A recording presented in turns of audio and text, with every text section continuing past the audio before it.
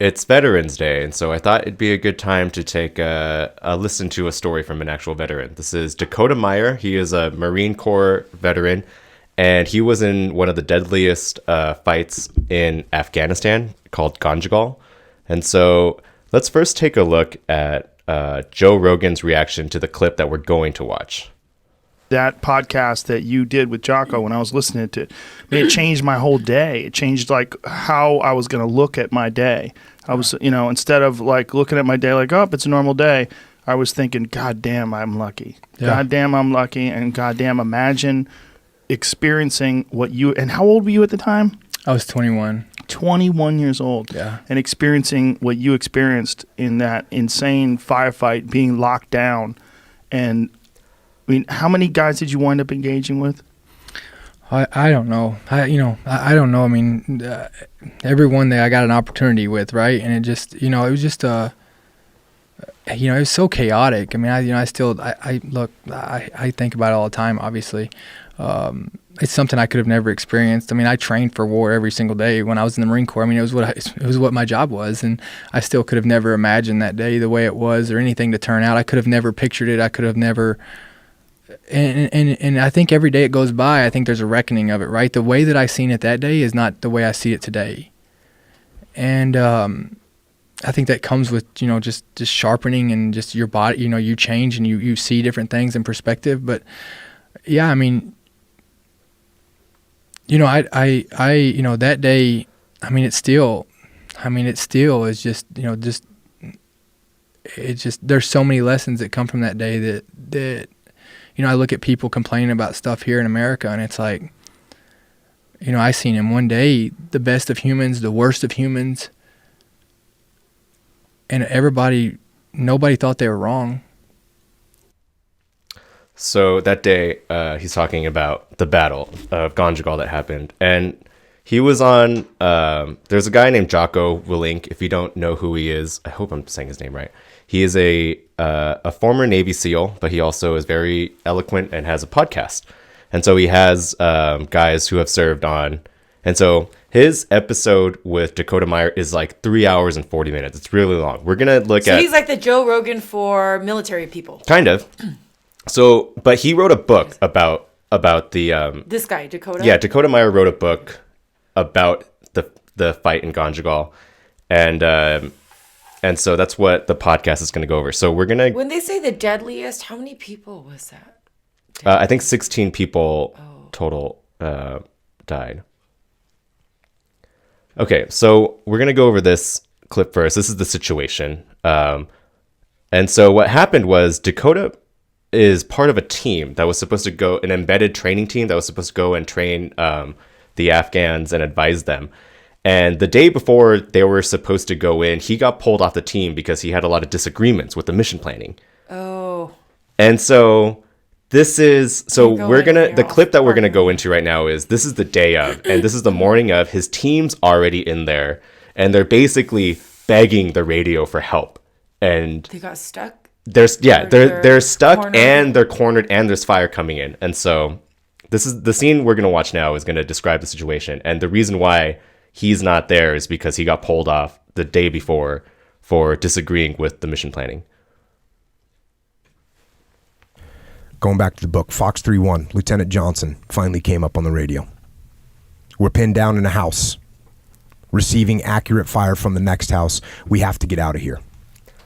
He was cut off by others pushing to use the same frequency. 3 or 4 advisors were trying to talk, stepping on each other. I could hear the strain in their voices, the lack of crisp orders, the frantic yelling of men who were pinned down.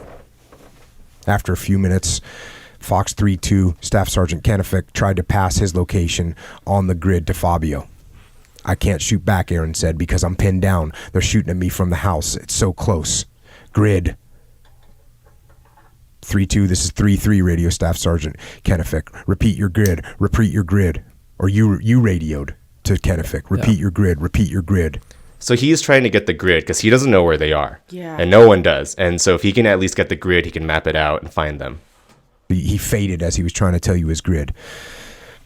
Nothing after that but static and garbled voices. That broke it for me. I had promised my team I would be there. As far as I was concerned, My command element wasn't in command.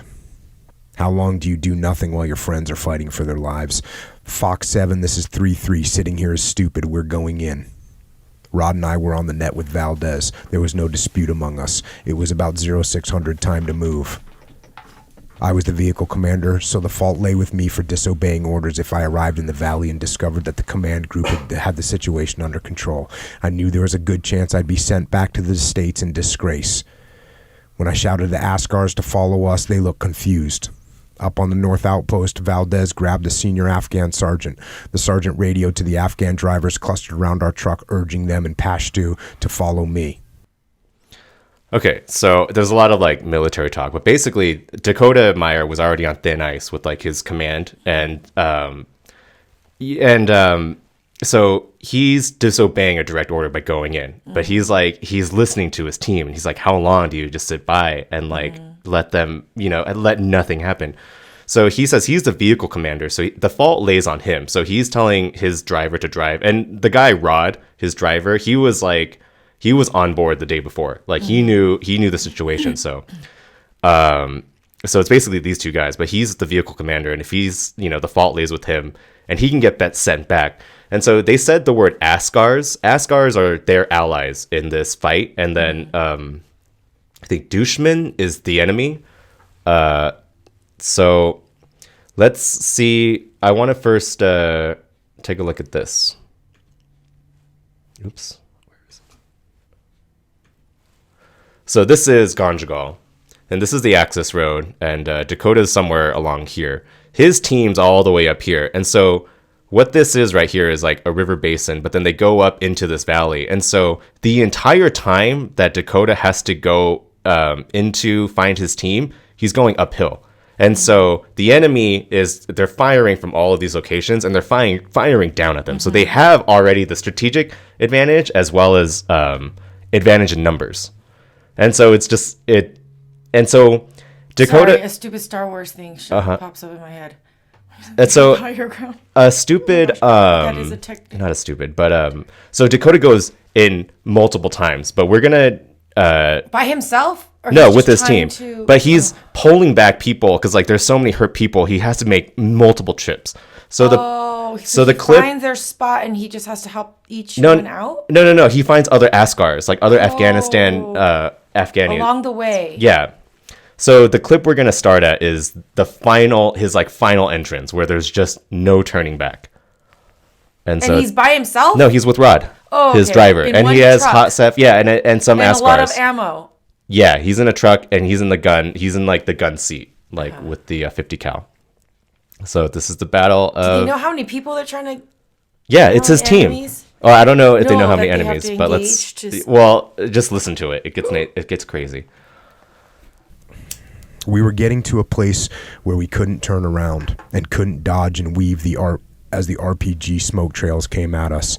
We could get pretty stuck in here, Rod yelled.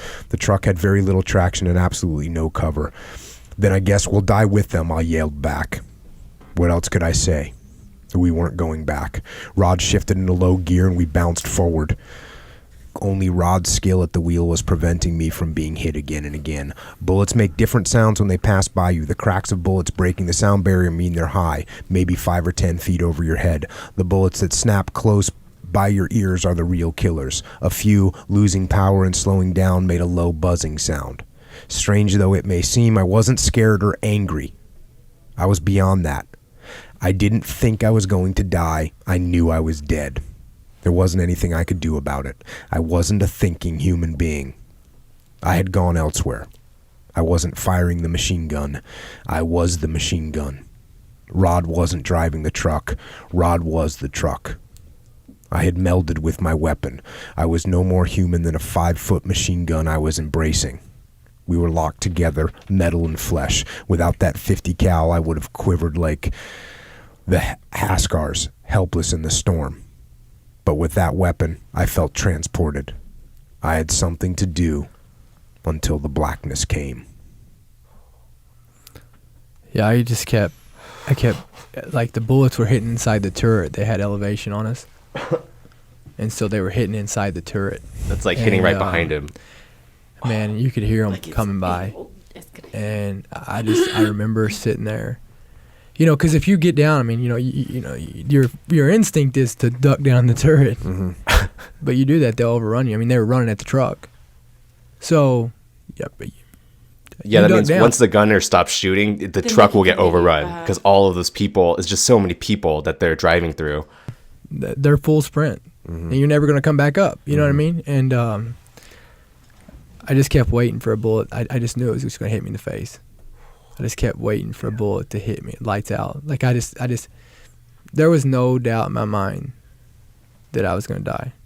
Zero doubt. But I was going to make this son of a bitches earn it. They had it to do. Check.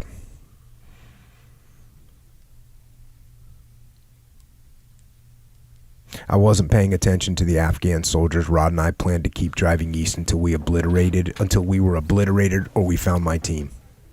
Suddenly, with no warning, 5 or 6 Askars who were lying in a terrace about 100 meters away leapt up and raced towards our truck. One was shot back and pitched forward. Wham! A second man went down screaming. Wham! A third, then a fourth and a fifth. I'd never seen anything like it. 5 men down in 5 seconds. There was so much screeching and shooting that I couldn't pick out the location of the weapon that had shot them. To deliver such lethal grazing fire, the machine gunner must have been hidden only a few hundred meters away, with a clear line of sight in his bipod firmly anchored.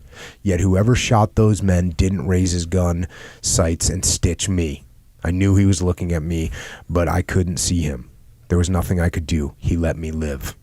Not one of his rounds even struck our truck. I can't explain it. We used to call the trucks bullet magnets. Yeah, they are. I mean, it's like the ripest target.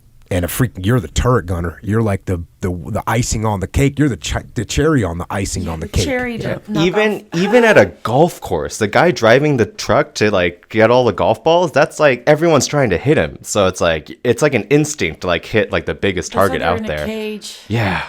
Because that truck gets over. If they take the gun out, that truck doesn't come out of there. It's overran. Oh, hell yeah. There's no defense. But, you know, even though it's a bullet magnet, I mean, you know, just like right there, I think that It can kind also of be a paints the picture. I mean, it's the only chance you have. Right. yeah, thing they, to that guy break didn't. down the barrier, get That out guy of didn't there. shoot him though, It's and he took down 5. So basically, what happened But was that means it had to have been friendly fire. no. Oh. No, you don't take No. out 5 of your guys and then not take out. That's not friendly fire. You know, 5 of his guys? Yeah, so 5 of his guys came out of a trench to run towards his truck, and they all got shot, one after the other. In 5 shots, 5 guys went down. Oh, I thought and they that's were why enemy trying to overrun his truck and someone shot them. No. They are the enemy, but the 5 guys are trying to come to his truck for help, and someone took them all out, and they didn't shoot him. And he's just as exposed as those 5 guys. Mm-hmm. And that's why they're saying it's a miracle. And like the truck is a bullet magnet, and Maybe it's like someone killed him. maybe That that would have been really even that's just as lucky for him if he got killed or just decided to shoot or he ran out of bullets. Like Dakota survived after 5 guys got shot right in front of him all at the same time. I was literally watching guys. people throw the term miracle around. Yeah. All the time. Like the fact that you right here, there's 5 guys within, you know, spitting distance from you, and they all go down, and you're the most prime target, and you don't get shot, man. You want to talk about helpless? The most helpless feeling you got is watching guys trying to get to you and And just they getting can't. mowed down. And yeah, just right before. I mean, you they want to get- talk about helpless, and you don't even Like, know. wait, where it's was I the coming from. bait? I mean, you want to talk about helpless is watching another human being run Come to you directly for at help. you to get help, With like and you just desperation watching in them his just face. go down one after the other, after the other. Like a chicken in a slaughter.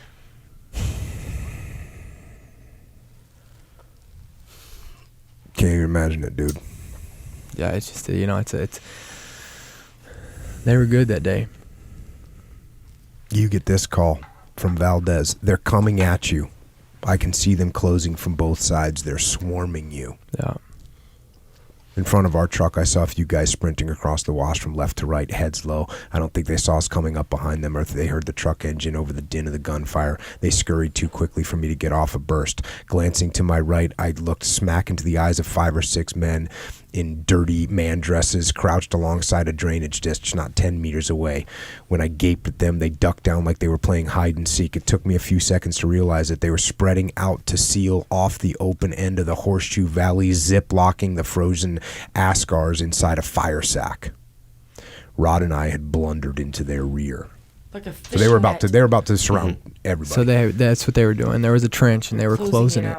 They were closing the gate, Closing a circle. and they blundered right into that the truck you into the happened bag. to be there. to be right in it. He was the last Fire cow sack in. is a doctrinal term, actually, which means you're surrounded, and they're going to shoot into the sack and kill everyone. Yeah.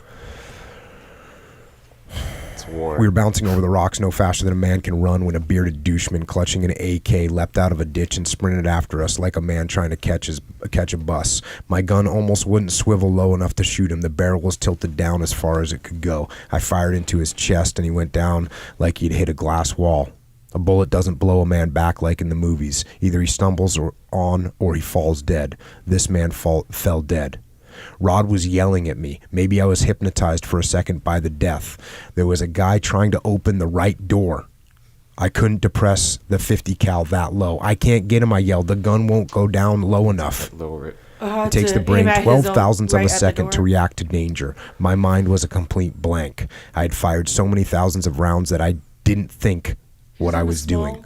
Once you've practiced emotion long enough, it becomes second nature. Some researchers call it expertise-induced amnesia. Athletes call it being in the zone. I call it self-preservation. I grabbed my M4, leaned out, and shot the guy 4 or 5 times in the shoulder Or and neck. he just It was did like it shooting a automatically. zombie. There was no shock power in the little 5.56 millimeter bullets. He fell to the ground. I pivoted back to the 50 cal and grabbed the spade handle. The weapon, my hands, and my eyes were working as a trained unit independent of my brain. Man, sight, picture, shoot. Man, sight, picture, shoot. You don't really look at the target. The enemy remains out of focus. You concentrate on the sight picture. Man, sight, picture, shoot. I hit 1 or 2 guys next to the truck, and the others ducked back into the ditch. Valdez came back on the radio. Rod, watch your front. Rod was focused on keeping traction in the loose gravel. If the truck got stuck even for a moment, we'd be toast. He looked ahead to see a bearded, hatless man in his mid-30s dressed in a brick red man jams with a green chest rig full of ammo running toward the truck and firing an AK at us from the hip. Hold on, homie, Rod yelled. He hit the accelerator. The truck hit the man squarely in the chest. There was a bump and then another bump under the tires. Holy shit, Rod yelled. I just ran over a guy. Back up and do it again. I'd been shot in the elbow. A bleeder that did no real damage. The bone was fine. In a fight, adrenaline deadens the pain. I did a little rapping and got back to shooting. The more fucked up things got, the more Rod and I started laughing. He was staring away from RPG, streaming at us and laughing, and I was shooting the big gun and laughing. Definitely crazy, but your emotions have to go somewhere. Yeah. Oh, it's intense. Can't cry The if enemy you fire can't see. slackened on us as the Kiowas darted around. They were like a steel umbrella over us. A few minutes later, Pale Horse came back on my net. 3-3 were Winchester. We'll be back in 15 mics. Winchester meant they'd expended all their ammunition. So what happened was they had a couple helicopters come and help, but they're small. They're called Kiowas. They don't have a lot of ammunition. They're lightweight, and so these birds are radioing, telling them that they expended all their ammunition. So they can't No air help. Yeah, no, they didn't get any help, and so They need air help. yeah, they need everything, the Air and so Force? Dakota needed help from the Afghans. He's just asking the Afghans to help him because he Anybody, needs yeah. them to go into the village to find his team, and they're like, yeah, okay, we'll go. And so that's that. risked all their It's own really lives. a volunteer effort at this point to help find his team. All of the U.S. military is. Well, no, because there are some people that can help and don't, and that's why he has to go find help from other people. Too late to Yeah. carry much, and they've been Because he's shooting going at against targets orders too. And they're like, wherever they looked. The firing picked up. We were again the pinata. I climbed down from the turret and talked to Rod and Hafez. We had started with 6 ammo cans. We were now down to 1. I had fired more than 2,000 rounds. 2,000. Guys, we need a new gun, I said. It was 3 steps forward, 2 steps back. As we turned, I saw an Ascar crawling feebly toward the road. We stopped and I hopped out. A PKM machine gun was tilling the ground around me, so I dodged back and forth until I reached him. One Kiowa out of ammo hovered above me and distracted the enemy, ignoring the RPG shells exploding in the air. Oh! I turned the Askar onto his back. Hit by 3 rounds in his upper chest and neck, he was gurgling and drowning in his own blood. I rolled him onto his side, and he died before I could pick him up. He jumped out to save him, and then and he has to watch him machine die gun in fire. his fate. He had to dodge machine gun fire. A Kiowa, one of the helicopters helped, but he watched him die, and he watched a lot of people. Well, he had to. I mean, and he didn't. Oh, Jesus, I know. That's what it's like. Every time you try to help, it's like the most tragic. You can see I kind of circle things that I'm going to read. Yeah. And I just was like circling giant chunks. Yeah. So people can understand what. I mean, I know that people aren't going to understand really the kind of chronological evolution and maybe the mechanics of what was happening, but I want people at least to understand until they read this book themselves the freaking situation that you were in, which was beyond mayhem. Yeah, you talk about training like to the worst case scenario. I always had done the same thing.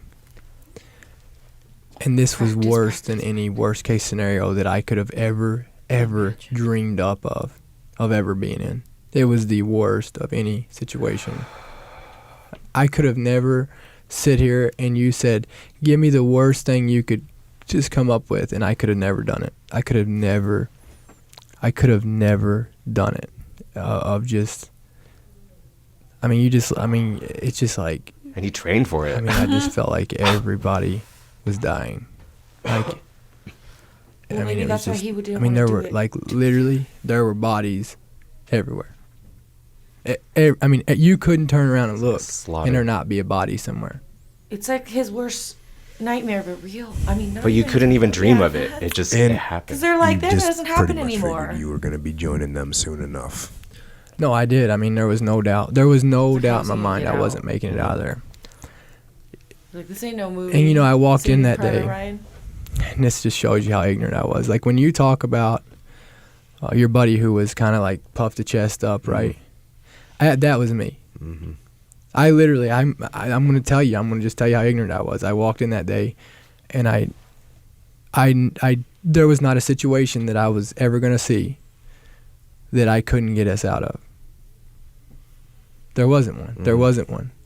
If you had He's enough very confident ammo, or support. And it was like. Yeah, and they were very strategic. I know.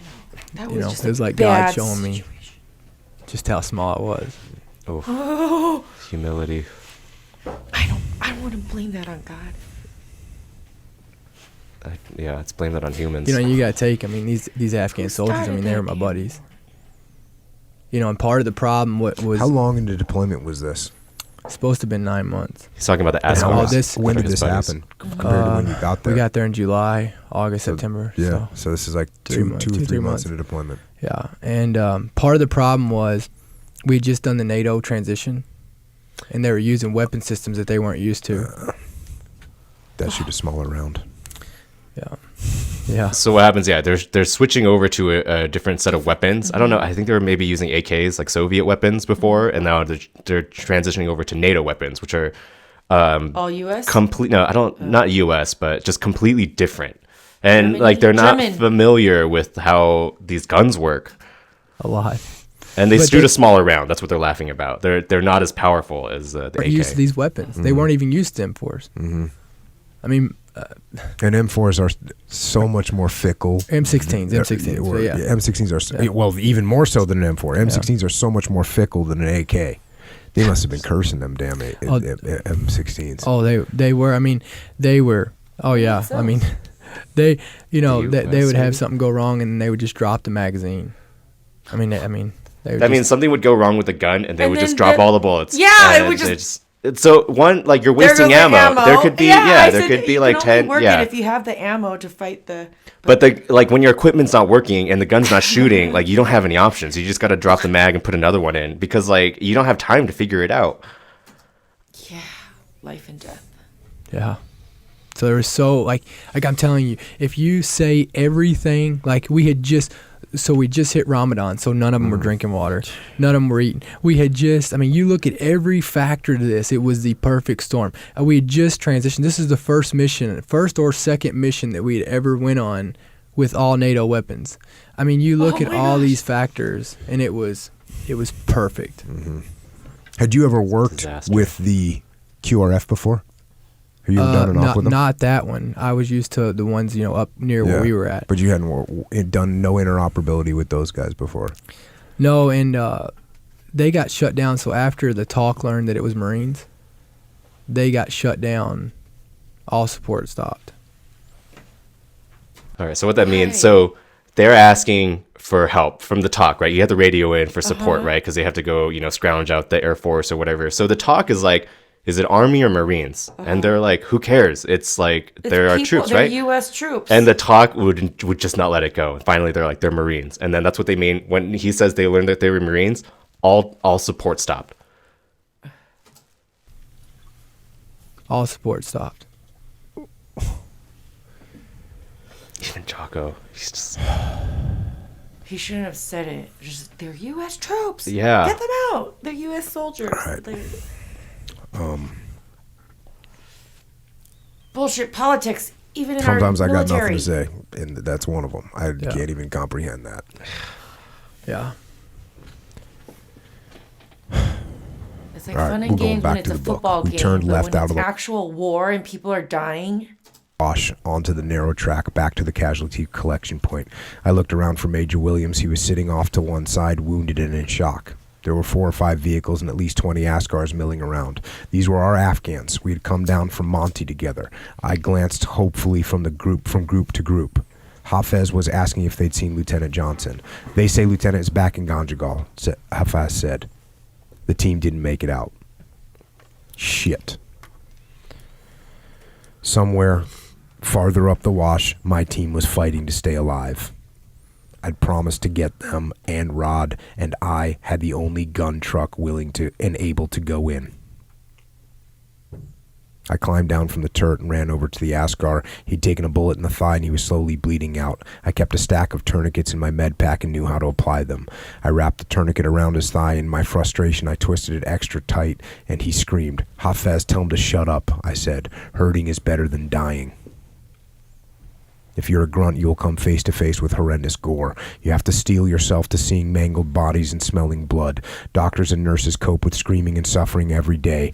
I had dressed out dozens of deer. You learn to disassociate from the task when you're pulling out warm guts or cutting off slabs of dripping meat with the blood sticking to your hands. It's hardcore. You Most went people through can't something like 15 tourniquets? Yeah, at least. 15 tourniquets. Quite a few vials of morphine. What that means is every time you use a tourniquet, you're basically seeing a mangled body because you're using the tourniquet to keep the stop blood flow from so they don't bleed out. Yeah. Yes. Damaged limbs, blown off arms. It's got to be arms, legs, whatever. It's like a year's worth of like EMT work in a day. Even when people have to put down animals, there's supposed to be a limit because psychologically it's so traumatic. Just taking away life. So then to have to see that of like how many people have seen human people die? Like we hide it. So right? I'm just like Right. And so these guys that go sign out there up who aren't necessarily trained or He's 21? or exposed to this kind of stuff just in like one day, like they get like all of it. It just happens. Needle decompressions. oh yeah, decompression is when MPAs. Quite a few MPAs. Nasals.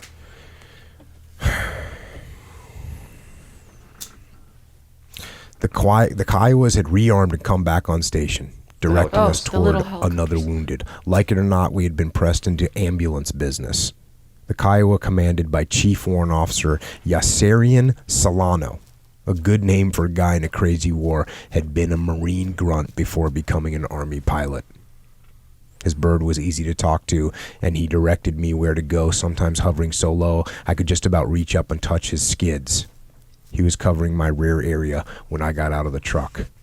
The pilots were fearless. Knowing my team was lost, they were running search patterns 20 feet off the ground so they could identify each body. It's Damn. really close. Yeah. I mean, You get and he shot did down that, and- like, they were, so his commander, he was having problems with his commander. And the guy who was leading those birds, because they fly in two birds. Mm-hmm. And but when I told him that it was Marines missing, like, he dropped down and covered me the whole time. You ever meet him? Yeah. He's like, oh, I know you're not getting He's any help, incredible. so. I just seen him. Well, so what happened He was was a Marine before. yeah, he was a Marine probably before, knows but the also politics. he was having troubles with his commander. So they were both like on like a mission to like find these guys and like disobeying like orders. It seems like direct orders to to do what's right. I seen him like around Thanksgiving. Mm-hmm. Yeah, he is an incredible human being. Cool. Just so everyone knows, like, just because you're in a helicopter does not make you safe at all. Especially at Kiowa. Like, maybe you're a little bit and safer in especially Apache 20 because you feet got off some the armor. ground. I don't know how much armor's in a Kiowa. None. 0, right? They look Yeah. like little. And I don't know how many. His bird was shot to shit. No kidding. Yeah. Yeah, Yeah. and they're gunners. Yeah, it was shot to pieces.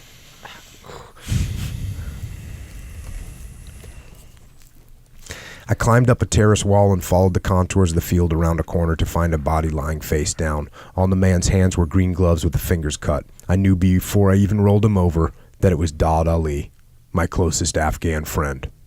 He was due to take leave in a few weeks. He had left on bad terms with his mother, who was sure he would be killed. Finally, after 2 years, she had relented and invited him back to the farm for a visit. He'd been hit in the face. When I looked at his dull eyes, I lost my concentration and knelt there for a moment, oblivious. He was a little guy too small for his body armor. He and I had rigged up 2 tourniquets to hold the body armor in place close to his chest. I knelt down to untie the tourniquets. I needed them for other guys, and I needed to get the heavy armor off him so I could carry him to the truck. Oh. I felt a tap as something hit my left shoulder. It didn't register at first. It was like I'd been hit with a light stone. I glanced up to see a tough-looking Afghan with a long black beard glaring down at me. He was wearing a dirty gray man dress, a flak jacket, and an Afghan army helmet. He was pointing an AK at my head, gesturing for me to stand up. In broken English, he was telling me to drop my rifle. "Come," he said, waving the barrel of his AK in my face. I couldn't believe that I'd screwed up so badly. All I could think of was that my head would be sawed off and held up on TV. So that's crazy. So he sees like his closest friend like dead, and he's like trying to take the tourniquets off him because he needs them. And then an enemy comes up to him, puts an AK, like taps him, and like basically has a drop on him. Mm-hmm. Oh, man. Like you can't even get a second to grieve. Yeah, there's too because, many people. yeah. They were in the middle of a fire. But yeah, exactly. That's the situation. There's too many people. Like you don't even get a second to grieve.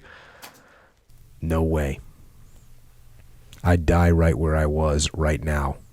I had been dead for a few hours anyways. The borrowed time was up, that's all. My rifle was resting on my left thigh, pointing in his direction. The stubby grenade launcher was attached to the underside of the barrel. I raised one arm like I was going to surrender and pulled the trigger of the launcher with my free thumb. The 40mm grenade shot forward 2 feet to his armored vest. It didn't explode. Instead, it knocked him back, stunned him with the breath slammed out of him. He staggered back and fell on his side. For a few seconds, I thought the blow had killed him. No such luck. I pushed myself erect. As I pushed myself erect, he drew in a big breath and stirred. I kicked at his face, losing my balance and falling on top of him. We were both on the ground wrestling. Afghan tribesmen have legs like steel from climbing mountains all day, all their lives, so I had to keep his legs off me. I pinned his elbows and blocked his reach for his AK. I was pushing my helmeted head into his chest so he couldn't gouge at my eyes. Any second, I figured that grenade would explode, and both of us could stop worrying about any of this. I pawed the ground with my right hand and found a rock the size of a baseball. I clutched it and swung blindly at his face. The blow stunned him. Before he could recover, I pushed off of his chest, lifted the rock high in my right fist, and smashed it down like a hammer, breaking his front teeth. He looked me in the eyes, the fight knocked out of him, his head not moving. We both knew it was over. I drew back my arm and drove the stone down, crushing his left cheekbone. He went limp. I pushed up on my knees and I hit him with more force. The blow caved in the left side of his forehead. I smashed his face again and again, driven by pure animal rage.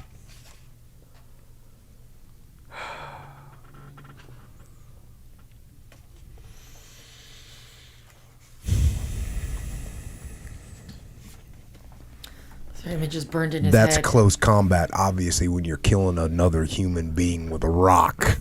Yeah. Yeah, if you didn't look him in the eyes. Yeah, it's real. You know, I just remember his face, you know, and I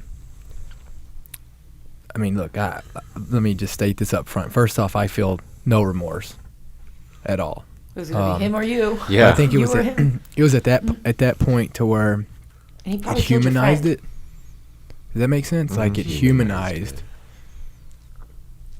the fact of taking another person's life. Like I would remember the look in his eyes when he knew he was going to die. And at that point, like, you know, I obviously I didn't think of it then. But, you know, when I still see that face, I still think about, you know, he was a father. There was somebody at home that wanted him to come home, just as bad as somebody wanted me to come home. You know, whether you agree with his beliefs or not, people don't agree with their beliefs, and you know, but at the end of the day, he believed in his beliefs just as much as I did. We're both human beings. We're both fighting for a cause that neither one of us can see, that we both just believe in. And it had... You know, when he says, like, killing him or, like, looking at his face, he humanized it. I think, like, since the invention of, like, bow and arrows and then, like, you go to guns, like, because you're shooting and killing so far away, Yes. you don't really see them, like, die, like, not with, like, a sword. Like, you're not directly there, like, ending their life. And so, like, that's what... And, you know, it's, like, how often I do... don't mean to make so many movie references, but it reminds me of when the blue people, and they're so close to the thing that they have to kill for food that they make eye contact, like they see the soul living. I'm like, I think it's very traumatic watching a human and seeing it in their face and knowing that you're going to eventually get there. Everyone gets there. Yeah. But it's like, wow, that's the last thing that they saw before they left. You know, like it's very traumatizing, but only so after the fact. But it's so quick when it happens. But he got desensitized. Sorry. One of us. We have to keep going. It's really long. And my guess is, and you can, maybe I'm wrong, but my guess is the reason he didn't just straight kill you is because he had the drop on you. Yeah. And having you as a trophy in an orange jumpsuit would have been much more impactful for him and their cause. Yeah, I mean, he could have easily... it would have took him no time to get me across the border. We were right on the border. That's what he would have done. He would have took me across the border. He'd have sold me, and he would have been a hero. He'd probably been promoted in whatever network he was in. I mean, he would have been the man, and I was worth a lot more to him alive than I was dead. Yeah. And but then on the backside, I mean, I've questioned it so many times. Like, was it that, or was it maybe he was trying to bluff me? He didn't have bullets. I mean, I don't know. I don't know. Like, and there's so many times in this whole battle that I just wonder, like why not me? I mean, war, and I guess you could apply this to all life, but it becomes very clear in war. It's like inches, millimeters. What? Sure, you could say you got missed by a round, by a foot, a couple inches, but when you take that back to a person's weapon, you got missed by a millimeter of aim. Hair. That's what it is. You could have got missed by a gust of wind. Yeah. Literally. You could have... Someone just farts. You could have been missed by the wind picking up. And saved your life. That's what I'm saying. That guy. So while all someone that's just going on, killed that. Back to the book, Highlander was the radio call sign for Captain Swenson. He was trying to gather reinforcements. He pulled aside the lieutenant in charge of the quick reaction platoon. Mount up, Swenson, and told him, "You're no help back here. We need your firepower." "I can't," the lieutenant said. "The talk says we're to cover the vehicles." Swenson grabbed the lieutenant's 50-watt radio and called to Joyce. The talk told the platoon to move into the valley. Swenson, Fabio, Rod, and Hafez then hopped into an undamaged Humvee to drive back in. But the platoon did not follow. Instead, the platoon leader again called back to Joyce and somehow received permission to remain in the rear out of the fight. Yeah, it was frustrating. Okay, so just to recap really quick. So there's a platoon that got an order to move up to the wash, and then something happened where the platoon called the talk and then somehow got permission to stay where they were, to stay in the back and not engage. And that's why he's so frustrated, is because like people who can help aren't. And like even when they get the command to help, they go out of their way to like get out of it. Not have to go in there. Yeah. It was frustrating. It was frustrating that, you know, and I met that guy a few years ago. We were in the same meeting. The guy who was it was frustrating. Every bit of it was frustrating. It was so, I mean, every single bit of it was unnecessary and frustrating.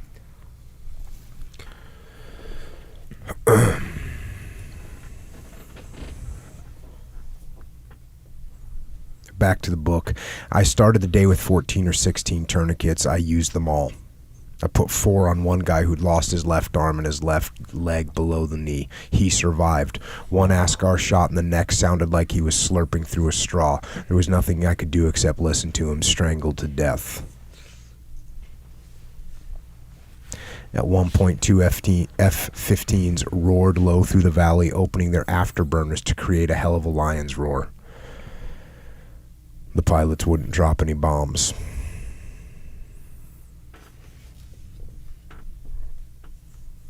Yeah, I mean, you know, usually, but at this point, you know, the only show of force ever works is I mean, they had so much momentum at this time. I mean, it was like momentum, right? So it started out as fighters, like as fighters that came across the border. And then what it turned into was when they seen that we weren't getting the support and when they seen that we weren't getting control of the situation and fires weren't coming. They escalated and they gained momentum. Well, everybody else joined in. So you had the guys that showed up to fight. And then you have the opportunist of the villagers that turn into fighters instantly because they have the upper hand. And so they start gaining momentum of more people fighting you every single minute. Because all they got to do is pick up the gun off the dead person. You know what I mean? Literally. I mean, there were literally women running through the village with like these bowls. And, you know, you look at them, you know, she's just a woman with a bowl running. Getting ammo. Rocket comes in. She drops a bowl, and it's full of grenades and ammunition. The women were running up and resupplying all these guys. Yeah, it's like they want their husbands to survive, so they're going to help. They might not be directly shooting at you, but they're helping the engagement against you. They're getting the support you're not getting. We're still supporting you. Back to the book. Inside the villages, the Army pilots ran astonishing risks to find my team. A Kiowa would swoop down toward the compound, flare back at rooftop level, and putter down the alleyways at 20 miles an hour, allowing the pilots to peer into every backyard and into every window. Wow. They're basically going down the streets. Hotter, we gradually cleared the valley of casualties. Over 30 wounded or dead were evacuated.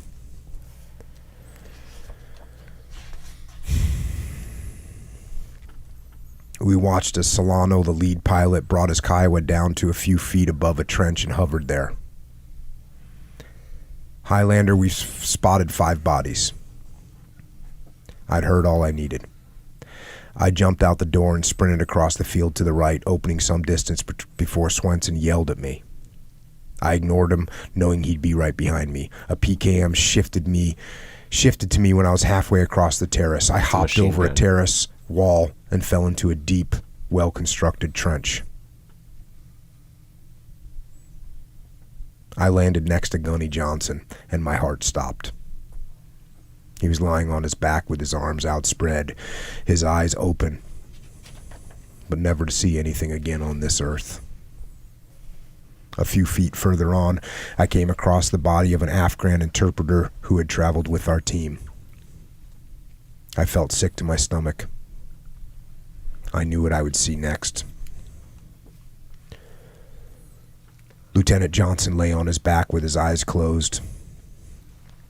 He looked peaceful despite the entry wounds in his right shoulder. Doc Layton lay on top of him with medical supplies scattered around. I rolled him over. Doc had taken a 3-round burst in the right cheek. Off to the right, Staff Sergeant Kennefic was lying face down, his GPS with a busted screen clenched in his left hand. His mouth was open and full of dirt. I think he was yelling out his grid location, the numbers I heard over the radio 4 hours earlier when he was shot in the back of his head.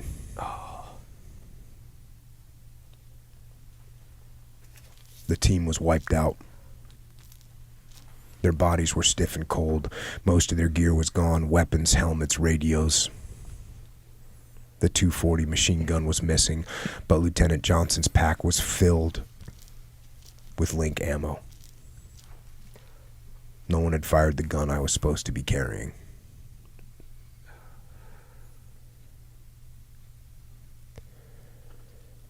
I had never believed it would end like this. My mind refused to accept what I was seeing. Hour after hour, I had imagined them holed up inside a stone house, shielded from RPG blasts, exchanging gunfire with the douchemen who knew better than to rush them. Swenson was standing above the trench. We were taking random incoming, and he was watching for movement among the houses. He talked into his radio for a few seconds, then bent down and picked up some of the team's gear. He didn't say a word. He left me alone with them.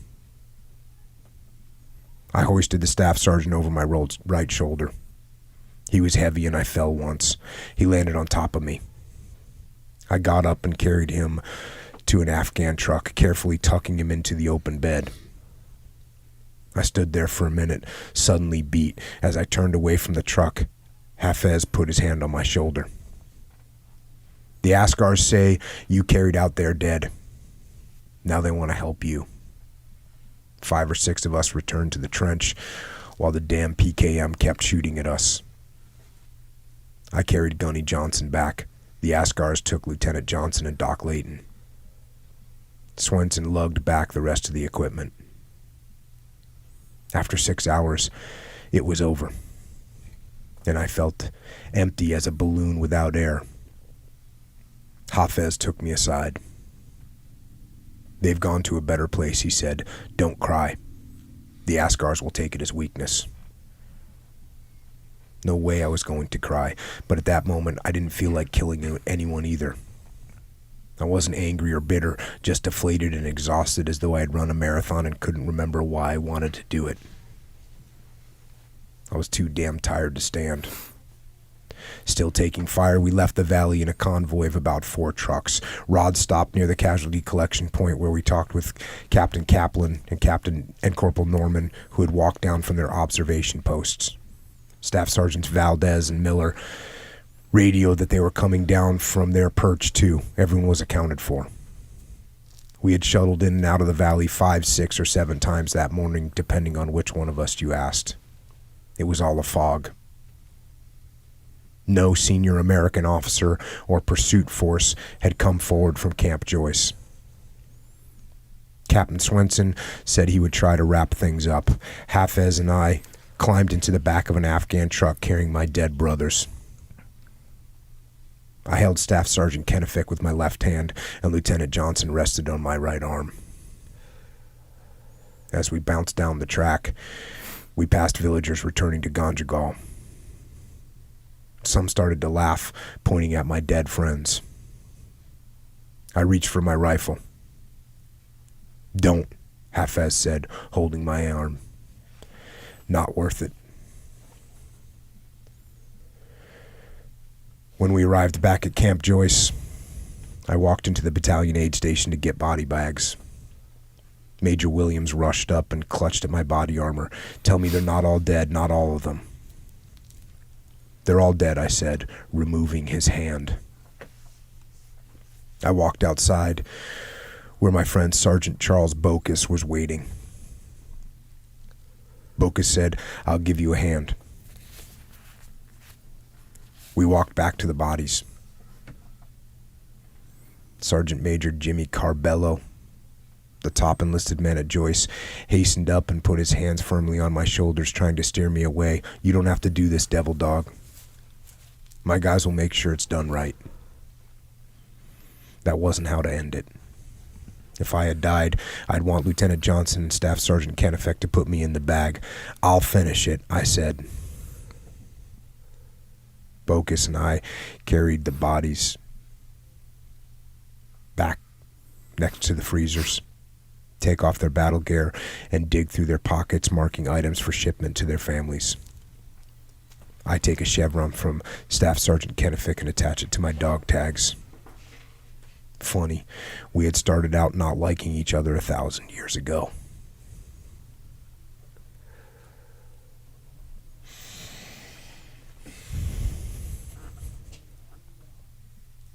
We clean them up as best we can, wiping the blood and dirt off their faces, taking off their field gear, straightening out their camouflage uniforms, and placing each in a black body bag.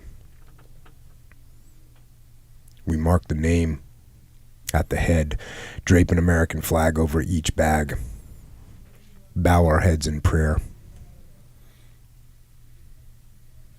and drive them out to the helo pad.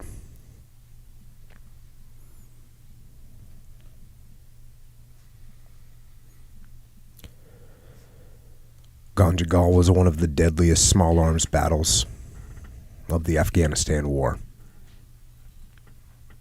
We lost 5 advisors. In addition to Team Monty, Army Sergeant First Class Westbrook had died of his wounds.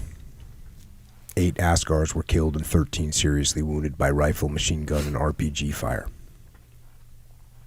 Enemy losses to small arms were probably of a similar number. There were no IEDs, no bombs, and very few artillery shells. Bullets caused most of the casualties. Ganjgal was a mountain fight from an earlier century.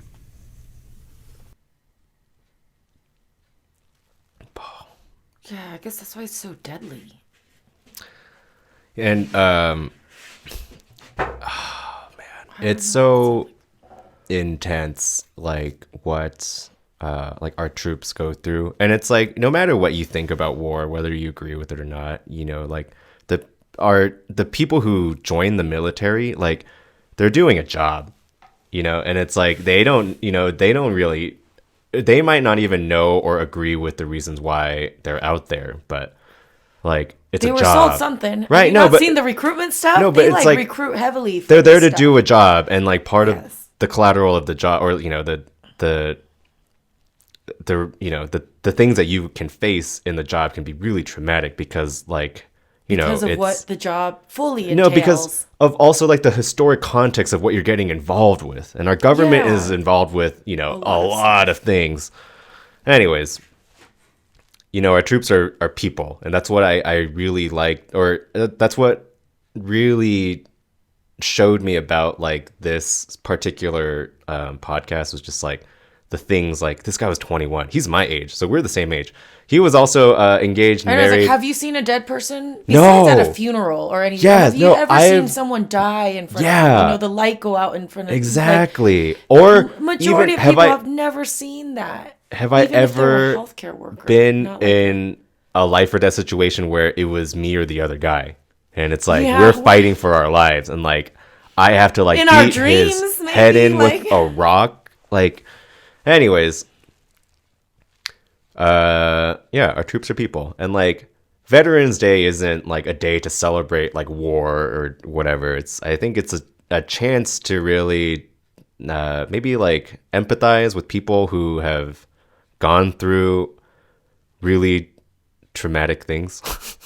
Also recognize that but even also- after wait. the war is done, these people are alive and they have to get back to right, like but, and we just think that like how many of them got decompressed appropriately? Right. How many of them like, you know, but also like in the name of service of the country. That's what I needed to finish that sentence with.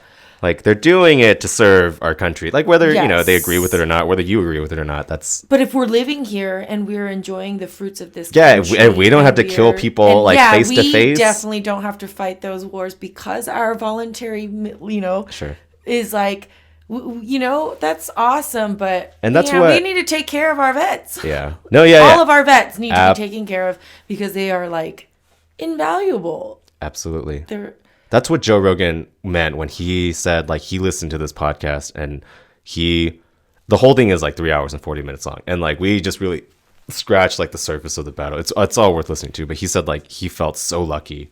He's like, God damn, So I'm lucky. blessed, Yeah. so that lucky, I don't or have to so- like go through that. And yeah, it's intense. Anyway, so that's actually a big reason why, in the cannabis industry, when we started making products and like going to like events, we realized like a demographic that cannabis could really help is veterans because it can help. They're so not allowed to touch this stuff. mean, obviously, it's like- really sad. Yes, right. Like I for mean, pain, like how many come back wounded and have surgery and all that, and they're not allowed to touch cannabis. Yeah, no, they and we lose saw- all their what's it called? we've met a lot of benefits. vets involved in the industry. Trying to help their brothers and sisters. Yeah, Once they're like, screw it, I don't want to get hooked on these Norcos. I can't take these kinds of painkillers all my life. I'm only 30 years old. Like I need some other help or whatever. And then when they get to try it, it's like, oh, why is this not an option for vets, for chronic pain, for PTSD, for whatever? Like there are so many ailments, yeah, chronic ailments that can be helped yeah. with cannabis because it's meant for chronic use. I'm just kidding.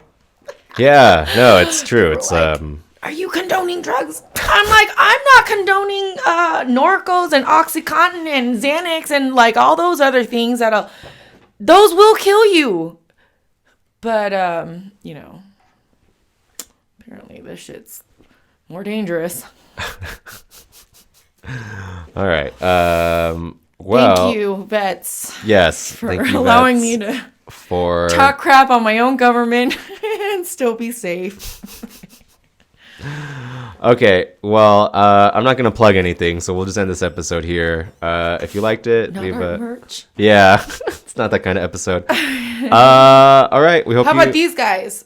What about? Oh yeah, Following and supporting Dakota these Meyer, guys, SG. understanding our vets and military, not just hating on it because they're like, oh, they're crazy. Why did they join? Or it's voluntary, or whatever. But like understanding Yeah, let us know if what you guys really goes on and why they need liked help. this podcast. I mean, this episode, because we can do more. Jocko Willink has some cool people on, and so we'll do more if you guys are interested. Let us know in Kind the of comments. heavy though, dude. Look how many I smoked. Oh. Yeah, it's a long episode. All right, we'll see you guys. Bye. If you like the video, leave a like and subscribe.